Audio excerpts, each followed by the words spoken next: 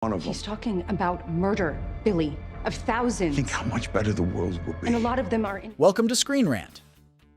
In episode 6 of season 4 of The Boys, titled Dirty Business, a notable inconsistency in one of Homelander's powers is introduced, making it hard to ignore.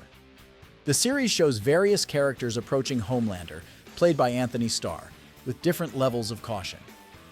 Despite Homelander's superhuman abilities being as fearsome as ever, the episode reveals a surprisingly easy way to subvert him, though this might not make much sense.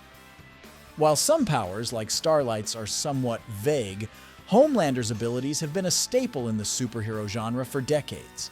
This generally allows viewers to enjoy his scenes, knowing exactly how and when he might defeat those who oppose him. However, Dirty Business complicates matters by highlighting inconsistencies in one of Homelander's more subtle abilities: his hearing. A-Train's visit to Toronto seems unnecessary after the events of the same episode. A-Train, fearing he will be discovered as the Vought International leak, heads to Toronto and calls Mother's Milk, justifying his trip by saying it was to speak without being overheard.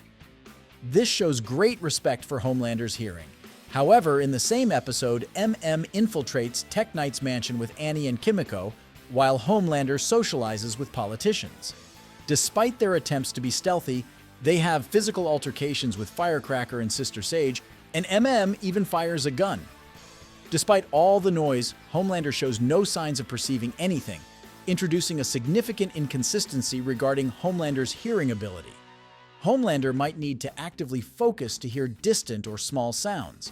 If his hearing were always at its peak, he would be overwhelmed by everyday noises. Therefore, hearing subtle sounds could be an active choice, similar to using his laser vision or flying.